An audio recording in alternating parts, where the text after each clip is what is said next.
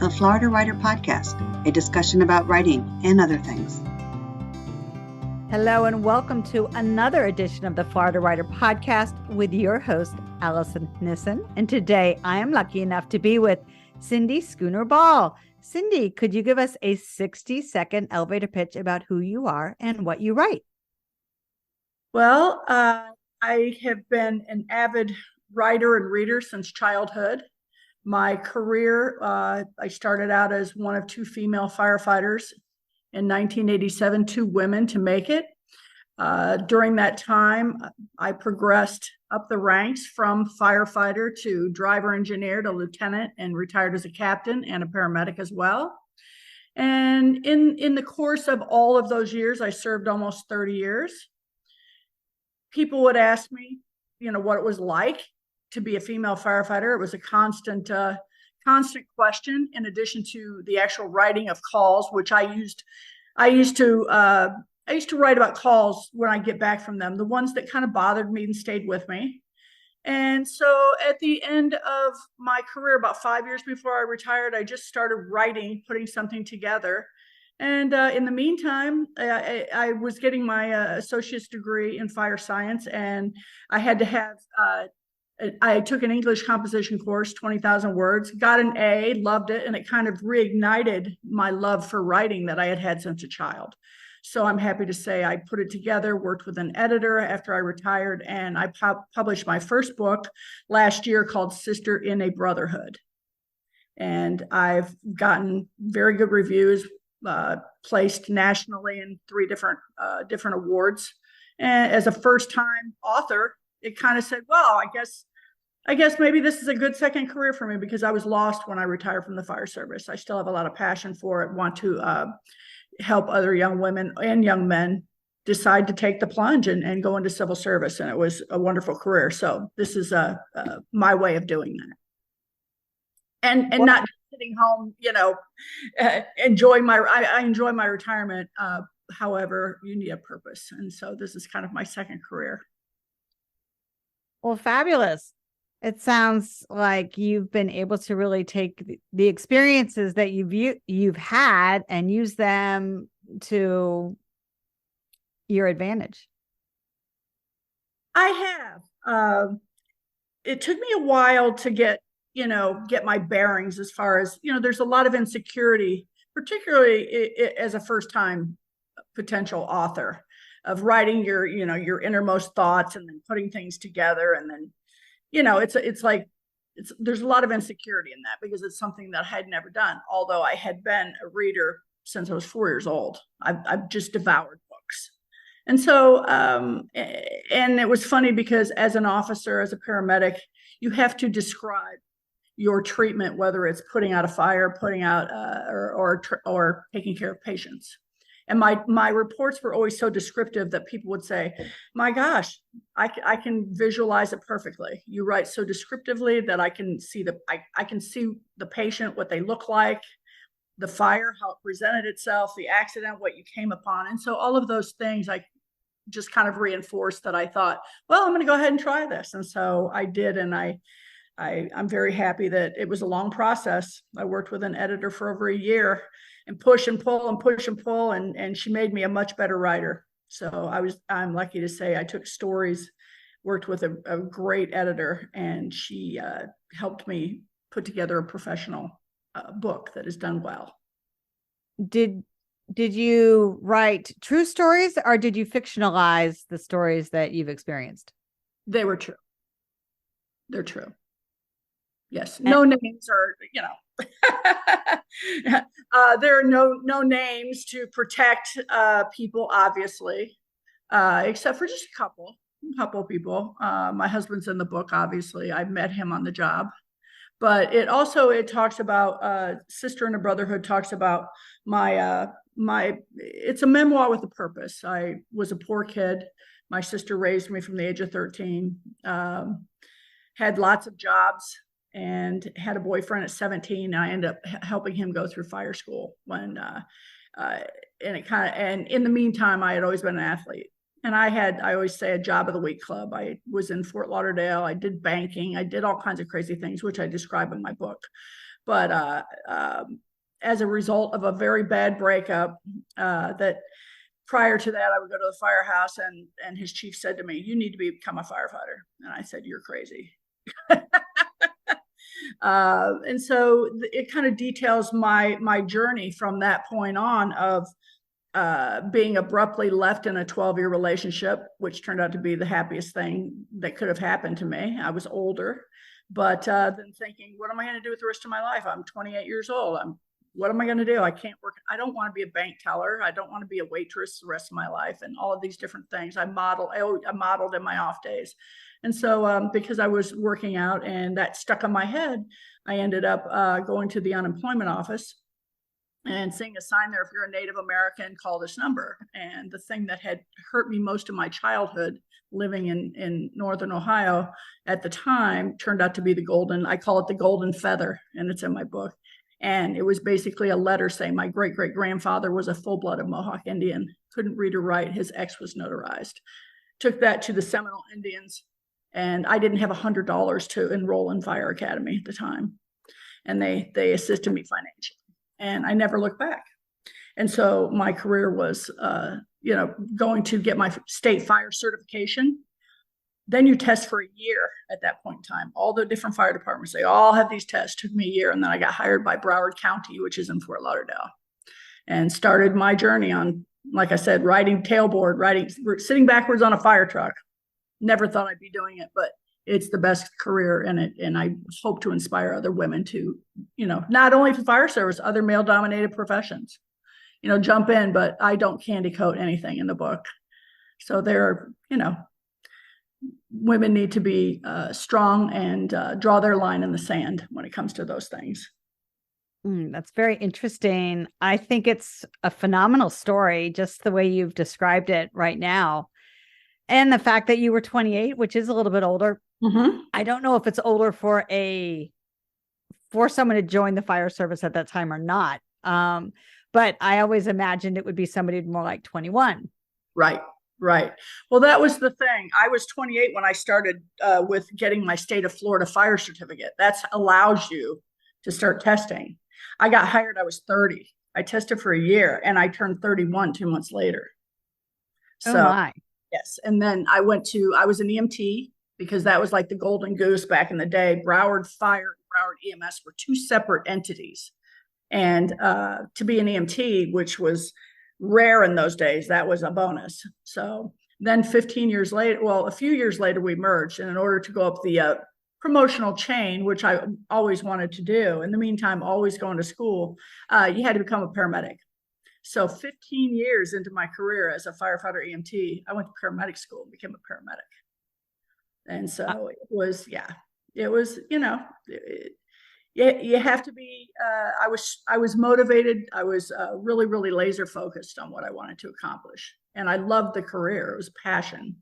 So I just, like I said, constantly studying, constantly taking promotional exams, working the busiest stations in South Florida. Sometimes you ran 25, 30 calls in a 24-hour shift, no sleep.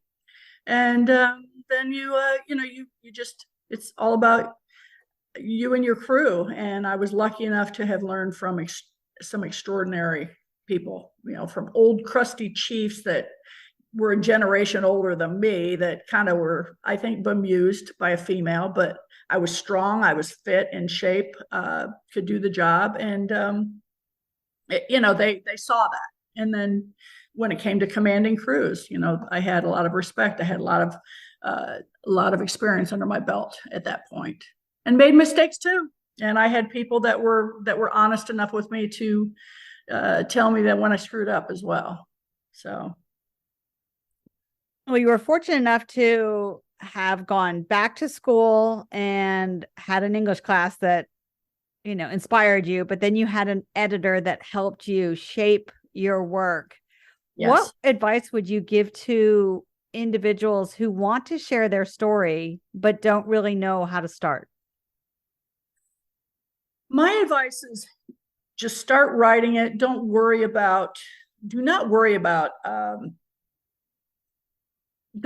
language and sentence content. Write it and keep going over it and keep expanding it. And then when you think that you have something that is worth presenting, I absolutely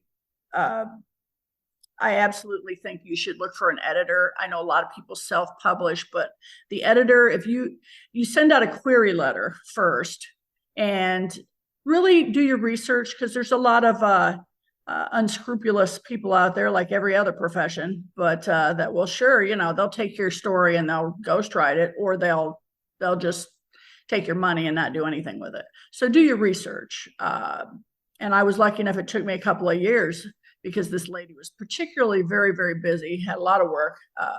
But I sent her, they call it a query letter. It's like a resume. And it's about you, your bio, what your story's about, first chapter. And I sent it to her and she immediately said, yes, I want you to write this. You're a good storyteller. You're a writer. And that gave me confidence. But there were a lot of things that I had in the book that, she said, no, you cannot do that. For whatever reason, you don't want to do that. And then there are a lot of things she wrote to help me. She gave me such good advice and really pushed me. So I went from I would say a 12,000 word group of stories formed into what I thought was a book to a 25,000, not novel, but a 25,000, 200 plus page, professionally edited, proofread, and all of the professional things that you have to do to even get on different websites to promote your book and get it printed and designed properly. And so that was a process. It was a year. But I recommend it. I did have someone tell me recently, you could just do the AI. You could just AI will write it for you. And I thought, AI has no soul. That would be the worst thing in the world to me, that I would think that I would want to do that just because it might be cheaper, or I could just, put it together on my own. So that's the advice I would give anyone. Don't get talked into that. Do your homework, do your work, and then present it to a reputable editor, and go from there and see what happens. Amazon is asking individuals now too how much of their work is AI. Oh, do they? It's new, brand new. Wow. I didn't know that. As is AI. I didn't know that, but I just thought that's the most horrible thing to me, because writing is so therapeutic, and it's just something I can't imagine doing that through AI and just having them do it for me. I just, that just isn't going to happen. It's bad enough you're using Google all the time. But to actually write a book, to me, that has soul, and that's just my opinion. Other people might do it differently, but it's just, no, do your work and really, really put your thoughts down. I mean, I used to write longhand, but I type on my Surface Pro, but I wrote my first book on a little tiny Kindle with a keyboard. Well, okay, that right there, that's impressive.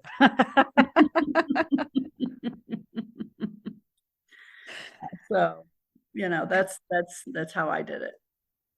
And so once it was published, you have to market it. So what techniques have you picked up to market?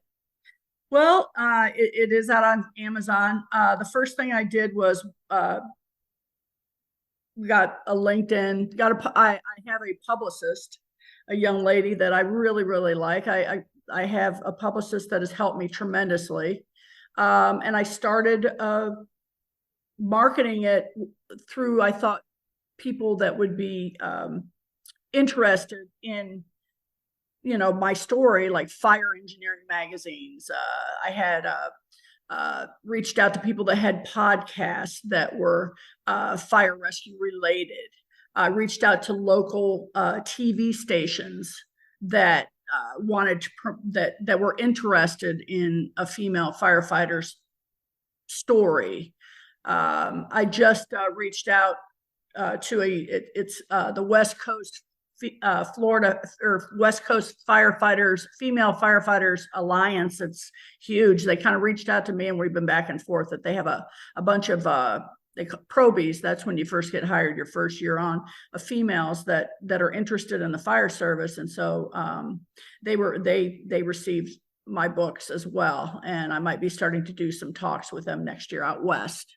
But that's I've done a lot of podcasts, interviews in a couple of magazines. And basically now I'm just reaching out because I always say if you're famous, you can write a book and boom, it's going to be out there, for the public, and they're gonna buy it regardless if it's any good or not. But I'm not rich and I'm not famous, but it takes a slow burn. But if you just have to keep really plugging away, and sooner or later people are gonna take notice, and it takes a while.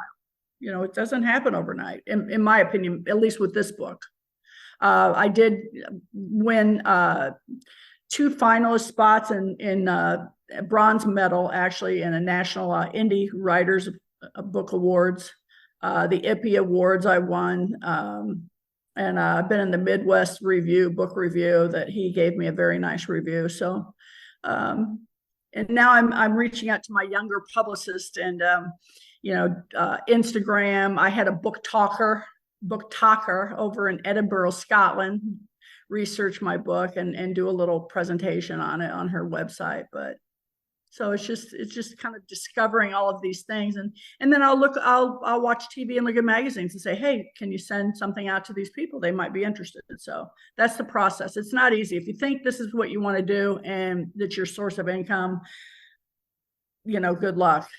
For me, it's a passion. I'm fortunate enough not to. Of course, I would love to have it turned into, people say a screenplay would be great. They when they read it, they think this would be fantastic. But again, who knows? I didn't write it for that. I wrote it to inspire young people to join the fire service. Do you think you talked about the women who are probies. Do you think your book has made an impact in having particularly women consider the fire service? I believe so. Yes. Yes, there are women that throughout my career, it's kind of funny. My husband and I would meet them, or they were friends of friends, men, young women, but also young men that were interested. And it was funny because you could tell quickly whether they really had the passion or the curiosity or a lot of hard work. It's a very long process. It's not like going for a job, filling out an application and getting in. It's nothing like that. It's a long process. But some of them, they're now retired. They're getting ready for retirement, or they're officers now. So I'm really pleased, and quite a few of them are females. So that's what I hope to do. I think in this day and age, young people are kind of floundering. Maybe, I mean, a lot of them, in my opinion, they don't have maybe a direction, or I just see a lot of people out there that they're just not sure of what they want to do, and so I want to present. There's been such a drop because so many people have retired, and maybe people think civil service is not for them. But being a first responder and making a difference and going for it is so worth it. Your life will never be the same, and people will be walking around because of the actions of you and your crew, and that's a pretty good thing to say. Not every job can say that. You are right about that. If someone were interested in finding out more about the fire service, where would they start? They would start by looking up where the fire academies are. There are different, at least for Florida, and it's the same throughout different states. You have to first go to a fire academy, an accredited fire academy, and whatever their curriculum is. And it's changed quite a bit. When I went, it was fire, and you learned basic first aid things, but you go through it and you go through all the training, and it's constant training for a set amount of time. You get tested, and it's not only physical tests, it's written exams as well. And then you have, in my day, there was a state fire instructor, because the state in Florida, the state fire college is in Ocala. And so that's where the smoke jumpers and all of that learned. So it's a big deal. They come to your academy and they test you. And if you pass the test, then you get your state of Florida firefighter certificate. And upon receiving that, it allows you to then start looking at, it's kind of like when you're in that people talk and it's word of mouth and you find out who's hiring and and usually in the fire academies, they have a board there, a list of departments that are hiring, what they're looking for. And so then you start applying. And now when you go to the fire academy, I don't know about all of them. I couldn't tell you that, but a lot of them, they include your EMT and your associate's degree in fire science all in one package. And in today's world, you must be a paramedic if you want to progress and work for a progressive department. You need to sign up for paramedic school after you're done. And that's not for sissies either. That's a long process.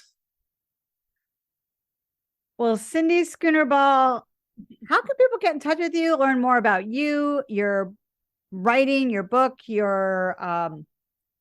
they wanted information on any advice on joining the fire service? How can they get in touch with you?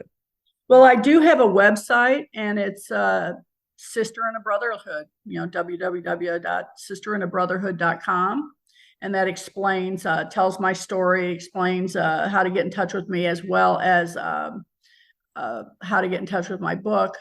And it has an email, contact at sisterindabrotherhood. And they can get in touch with me there.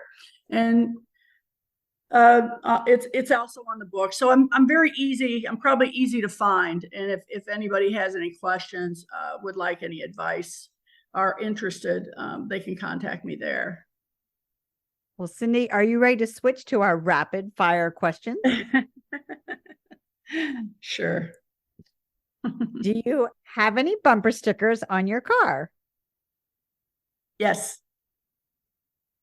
Are they interesting?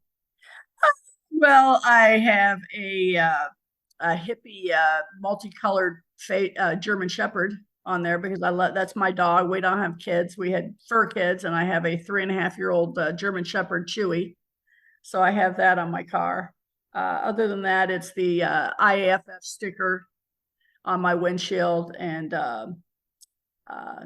that's about it. I don't have bumper stickers, other ones on my car. Do you have anything on your bucket list? Yes, I have a lot, but what I'm working on now is I'm trying my hand at, I'm working on 2 different things. I'm the type of person that when I'm reading a book, I have like 5 I read, and I drop one, I start another. So I actually was working on, I had been asked because of my book and people that I worked with and people that I met, that I need to write the book on PTSD because it's a real thing. And first responders, firefighters, it's a relatively new thing. We're not military. We feel like, we're told to suck it up, but there's been a lot of sad consequences to that. A lot of people have suffered. So I'm working on a book on PTSD right now. And then I decided, I need to do something else. So I'm working on a novel, and it's called, Jake's Story, Hero to Zero. And it's kind of a vagabond group of retired firefighters and paramedics, and I'm fleshing out the characters. I have 3 so far that they're retired. They have scanners. The one listens to all the stuff and reads the paper and hears that calls aren't being, the budget's cut, there's no money. There's calls that people can't respond to because the cities have no money, the county has no money. And so he kind of gets an idea because he feels like they still have a lot of good to use. So they become kind of this underground vagabond rescue squad that ends up kind of responding to things when they hear that on the radio that there's a delay and there's nobody to respond. And when they finally get there, there's nobody there. Patients gone, people have been taken care of. And so it ends up being this kind of underground group of smart vagabonds and their stories and how they incorporate a couple of people from dispatch that is kind of a geeky loner that kind of feeds them what's going on as well. So we'll see where it goes. It's kind of taking on a life of its own. That's what novels do. They do. It is amazing. You find yourself going, okay, what will they do? And one thing I think for me is the funniest thing is my nephew told me, because I would go to writers clubs before I wrote this book, and I didn't like them. and I would go to where people were hawking their books. I just didn't like the atmosphere. So my nephew sent me this book. He said, the best book you'll ever read on writing is Stephen King. I've never read any of Stephen King's book ever because they frankly scares the hell out of me because I've seen enough that I don't like scary stories. So he sends me the book, and this is right before I'm writing the book, and I read it, and I don't really get it. Well, after my book was published, I have that book, and it is the best book on advice on writing I have ever read. And it's old. And I said, I need to get on his website and tell him I'm late to the party. I've never read any of your stuff, but it's such a no nonsense way of how I feel you should write. And how don't let people influence you, or this has to be perfect, or, it was just, don't think you have to have some great space to write in. He wrote in a hallway in the back room of his old little house in Maine. You know what I mean? So it's such a great book. And so I would recommend people check that book out. Final question. What is the weather outside your window right now? Oh, it's probably about 90, sunny, hot, humid. It's September in Florida. It's not raining. We haven't had the rain that we usually get, but another month, then hopefully this weather will break and we'll start to get into what I call our fall. Our fall weather, which will be, maybe 80s and then get in the 60s at night, which will be lovely. Well, Cindie Schooner-Ball, thank you so much for stopping by. Thank you for having me. I've really enjoyed talking to you. And again, if anybody wants, here's the book. And if anybody is interested, of course, you don't have it on a video, I say, but just I'd be happy to talk to anyone. And I really appreciate you taking the time. I'm very excited to talk to you.